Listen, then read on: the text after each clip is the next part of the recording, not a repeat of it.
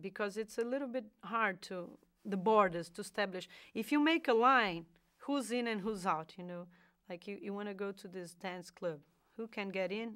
You can, you know, like who is deciding? Who is the judge if you can get in and join the party or not? How can you make that bridge? So what this document does, first of all, it recognizes the right of people under 18 to drink ayahuasca, because that was subject to intense debate. And of course, you can imagine the discourse on that is, you're giving this hallucinogenic, powerful, dangerous drug to kids. Are you insane? You know? So even if the use of ayahuasca had legitimacy, the problem remained children. And how this document decides, it says that the affair of giving ayahuasca to people under 18 is a private affair. It's something that belongs to individual to regulate, not to the state. It's part of the right that the parent has to write their sons with their religious convictions.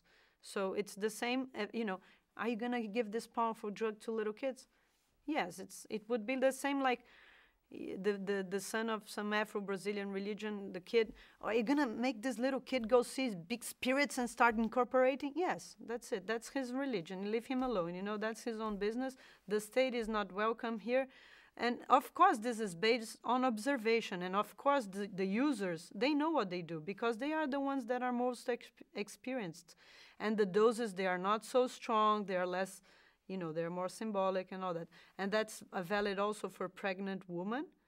So that was something that was achieved, that was out before. And this document, it uses more the word religious. And how does this document deals with all the new groups? It deals on the following way. The document, because one thing was the resolution the government did, and then after that they made another working group on ayahuasca. And what did they do for this working group? They call a big meeting, which was held in Rio Branco. I participated. It was very much a war between the groups. It was kind of tense and a little bit sad too. To see, you know, the peace of the groups was like a real, because these groups are like, you know, they're very alike. So they have a lot of rivalities. And they decided, they put 6 scientists, 1 anthropologist, 1 doctor, 1 psychologist, 1 social worker, 1 lawyer, and 6 representatives of the groups. The 6 representatives of the groups were divided in 6 chairs. 1 to Mestre Irineu, 1 to Padrinho Sebastião, 1 to Mestre Daniel, 1 to Mestre Gabriel, and 2 to other. So when the government opened these chairs, others, it's recognizing that there are other users that are not the main lines, but there are users as well. So what this resolution did was kind of amplify the idea of traditional. Like it recognizes that you can have traditional urban communities and traditional new communities. So the idea of tradition is a little bit expanded, you know. It still works with the basic fundamental dichotomy of religious and not religious, ritual and not ritual, more religious than ritual. But it includes under the side of religion more people than only those that were traditionally recognized as religion. And that is pretty, I think, decent and authentic, because these groups actually exist. And they are developing and they are strong. And now they are much more stronger than the other groups. Some of them are spread in the big cities and have a lot.